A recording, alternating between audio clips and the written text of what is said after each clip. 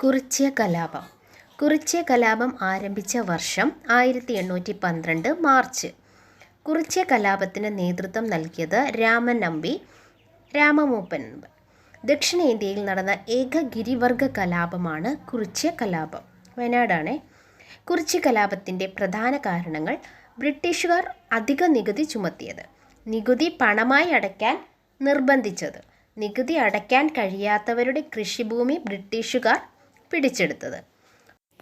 ബ്രിട്ടീഷുകാർ വയനാട്ടിലെ ഗോത്രജനതയായ കുറിച്യരുടെയും കുറുമ്പ്യരുടെയും തുണ്ടുഭൂമികൾ പിടിച്ചെടുത്തതിൻ്റെ കാരണം പഴശ്ശി കലാപത്തിൽ ഈ ഗോത്രജനത പങ്കെടുത്തതിൻ്റെ പ്രതിഷേധത്താലാണ്.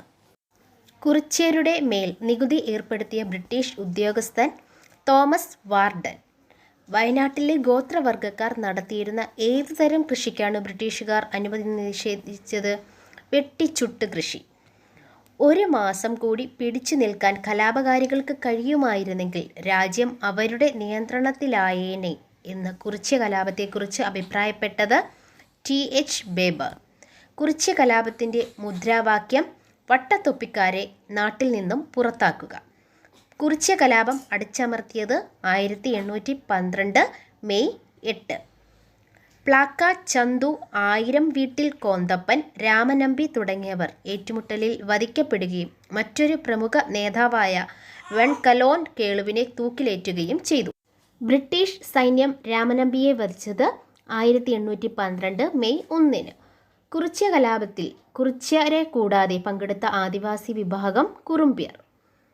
ഒരു പ്രീവിയസ് ക്വസ്റ്റ്യൻ ആണ്. കുറിച്യ കലാപം നടന്ന വർഷം 1812. UP അസിസ്റ്റൻ്റ് 2020 ചോദിച്ചതാണ്. കുറിച്യരുടെ ജീവിതവും സംസ്കാരവും എന്ന പുസ്തകം രചിച്ചത് കുമാരൻ വയലേരി. ഒരു കറണ്ട് ഫാക്റ്റാണ്. കേരളത്തിൽ ഗോത്ര സ്വാതന്ത്ര്യ സമര സേനാനി മ്യൂസിയം സ്ഥിതി ചെയ്യുന്നത് കോഴിക്കോട്.